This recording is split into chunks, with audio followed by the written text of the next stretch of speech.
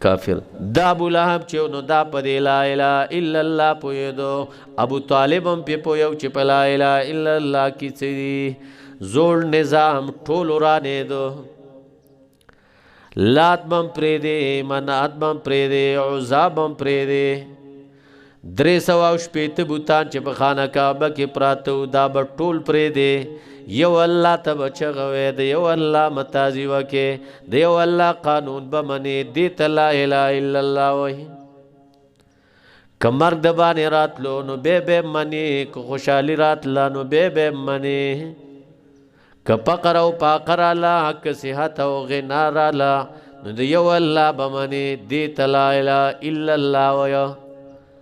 دا نه چې غم دې وشي بیا پکې خپله خوږه کوه په خپل طبیعت باندې. بېګا زمونږ په کلي کې یو مړی و، 4 بجې باندې مړی شوی دی. په 3 بجې نن پرون ماضي ابل بېګا مړی شوی. ابل بېګا، بېګا نه ابل بېګا. بېګا په 3 بجې جنازه وه. 24 غنټې مړی پاتې شو. ما ویل چې دا چا ویلي چې په 3 بجې دی جنازه وي. وایي دا پکې پلانکي امیر صاحب، داسې امیر صاحب چې کال یې لګېدلی وه، تبلیغ سم پیړ کړی دی. انا لله و انا الیه راجعون. موږ او تاسو دا دین د خپل طبیعت بس چې خوښه دی وه، خوښه دی وه، چې نه دی خوښه وي به مړه چا را پکې.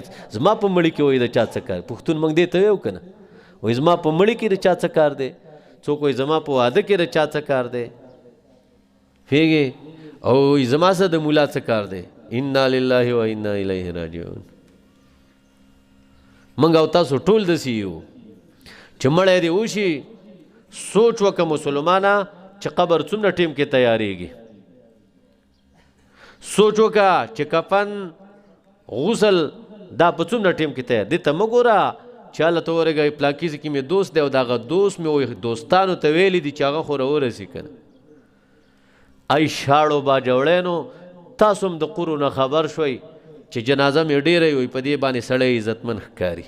انا لله و انا. خمینی په ایران کې چې مړ شو 40 لاک کسان پسې شاته ولاړو. په تاریخ کې د آدم علیه السلام نه واخله د قیامته پورې دومره غټه جنازه به د چا ونه شي لکه د خمیني چې شوې وه. نو څه مطلب ستا څه خیال چې خمیني الله بخلی؟ خمیني دومره سخا او مردار کافر دی چې په مخ د ځمکه باندې دومره سخا او مردار کافر نه دی تیر شوی. تاسو ته پته نه وي. خمینی وایي کماله الله په دنیا باچایي راکړه، زه به وایي د مسلمانانو 2 بوتان راوباسم. احدهما ابا بکر وثانیهما عمر. العیاذ بالله. وایي ابو بکر او عمر رضی الله عنهما وایي دا د مسلمانانو بوتان دي. وایي دا دواړه به زه راوباسم. او د هغه په جنازه باندې 40 لاک کسان ولاړو. خو زمونږ دا ایمان دی چې هغه 40 لاک کسانو که داسې ویلي چې اللهم ارحمه نو موږ به داسې به ورته ګرځېدلي چې اللهم عذبه اللهم لعنه. په ډېروالي ابو ذر رضی الله تعالی عنہ بخاري کې واقع راځي، مسلم کې واقع راځي. ابو ذر رضی الله عنہ د پیغمبر داسې صحابي دی یا الله چې ته واقعات واورې نو تا ته به بیا پته ولګي. په احادیثو کې د پښتو په کتابونو کې نه داغه په جنازه باندې 9 صحابه ولاړو، 10 هم نو او کوو نو هغه ښځه وه د ابوذر رضی الله عنه بیبي وه.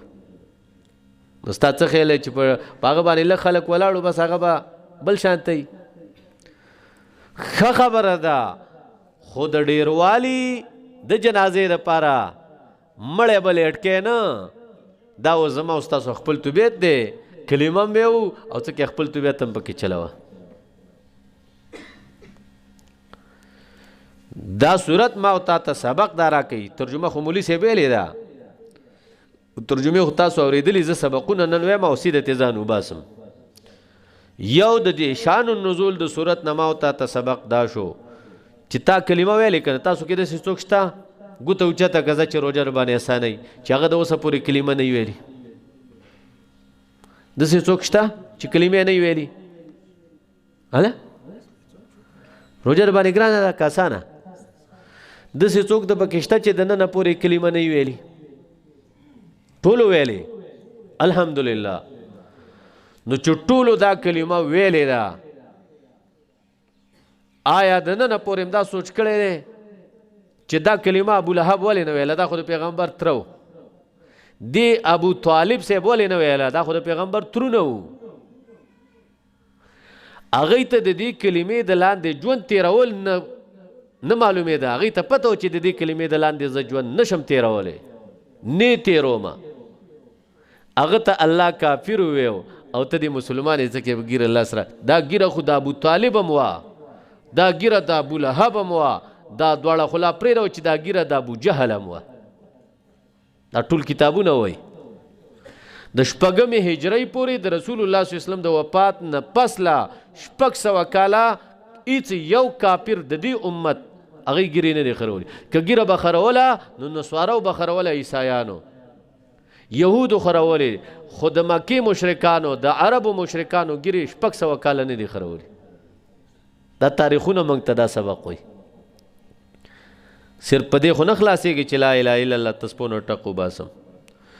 دی کلمې ته به ځان جوړ کې چې دا کلمه نه کومه تقاضا کوي.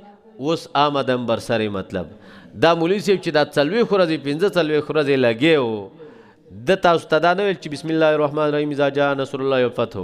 د تاسو ته دا ویل چې د دې صورت تابع شوی یم او که نه، او تی تابع شوی یې او که نه. دا بیله ده چې قرآن ختم شو ګټو ته ویلی و الا ماشاء الله چې د چا په زړه کې دا درد راغلی چې ته ورګه دې خبره خو دا کوله او زه خو د اوسه پورې په ودو کې پروت وم. الله اکبر. یو خبره. دویمه خبره دا کومه مې چې وکړه په دې پوه شوئ؟ که یو امینه پکې تپوس کوم نو بېرته به راته ووایي که نه؟ زه پې پوه خو یې زموږ سه یو طالب ما به پاڅو چې سبق ووایي، ما ته ویل چې مولي صاحب خولې له مې نه راځي او په ذهن کې پې سم مولا شوی یم. نو زه تاسو هم پې مولان شوي یې وایي. دویمه واوره. تبت یدا ابي لهب، تبا دې شي دواړه لاسونه د ابو لهب، وتبو تباده دې ابو لهب ته چې الله خیرې وکړې نو د الله خیرو ته څه ضرورت دی؟ خیرې خو به ما او تا کوو چې په چا مو وس نه بریږي نو خیرې ورته کوو، چې په چا دې وس بریږي بیا مو ته خیرې نه کوي. په دې خپل لاس یې ولې نه وم چې په الله یې وم. ده ته اوس وګوره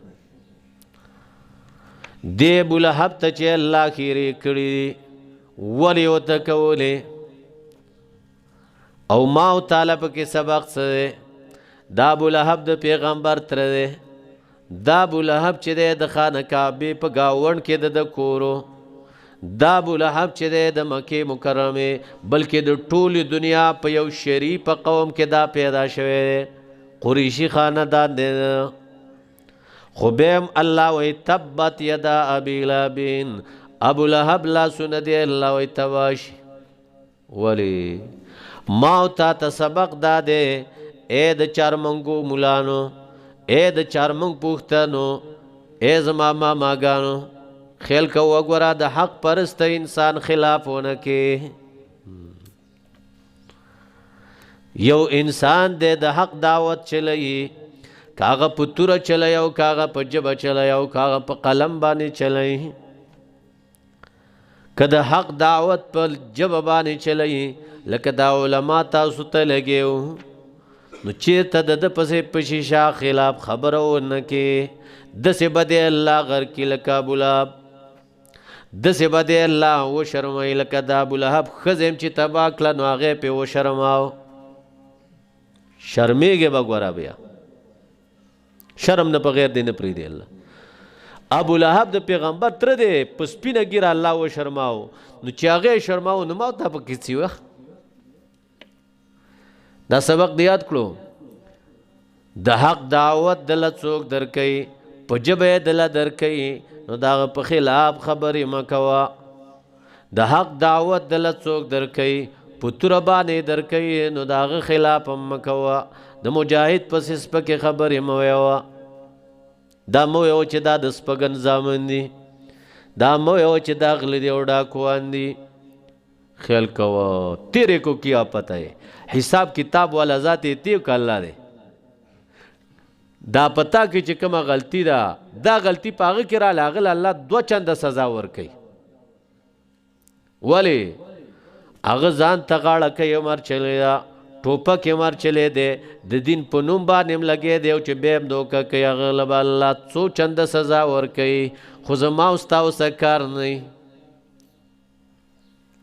حساب کتاب خو څه په ما او تا باندې نه دی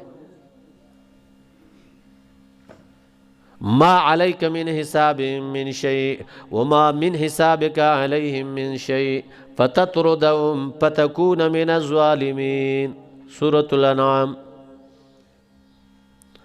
دریم د حق دعوت دل څوک په پین باندې درکوي قرآن ولیکو حدیث ترجمانی لیکي یا د دین اسلام ترجمانی کوي یو کتاب لیکي نو دا خبرې پسې مه کوه چې مړه دا په څه پوهېږي دای د ځان نه لیکلي او دا او دا داسې به دی الله غرق کوي لکه ابولهب چې تباه شوی او غرق شوی دی تبت یدا ابي لهب وتب دوه خبرې درېیمه خبره ما اغنا عنه ماله وما کسب پکار رانلې د ابولهب مال د وما کسب نه هغه څه چې د ګټلیو نه هغه څه چې د کول ما اغنا عنه مالو د په نه کړلو د نه مال د کله چې په د باندې د الله عذاب راغی نو د مال د وجې نه خلاص نشو دا په مکه مکرمه کې دومره سرمایه دار تیر شوی دی تاریخ کتابونه وایه چې د ده پړ کې مال چاته د نه وروسته بیا نه دی پاتې شوی زمونږ په باجوړ کې ډېر مالدار ناوګۍ خانان دي پیږي خو د ناوګۍ د خانانو مال چې د ابولهب د مال زکات هم نو ابولهب د مال څه شی هم نو زکات ما اغنا عنه مالو د په نکلو د نه مال د وما کسبا نه هغه څه چې د کول د څه کول د شام او د یمن تجارتونه کول په هغه تجارتونو باندې د الله د عذاب نه خلاص نشو یو معنا مفسرینو لیکلی دي د بدر د غزا نه اووه ورځې وروسته په ده باندې الله دا نه راوخېژوله عدس به ورته وپاروئ کی بی شروع کړو بدن یې وپړسېدو زامنو یې پکې پړي وارچول هغه زامنو چې د پې ننګ کاو اقو پکې پړي واچول او رایخ کو په ژوندینې باندې ژوندی و د مکې نه بار پروت و بی به کاو د یمن نه د شام نه به قافلې راتلې هغوی د مکې خلکو ته پیغور ورکړو ستاسو یو مرداره دلته چېرته پرته ده بی کوي موږ په دې لاره نشو راتلی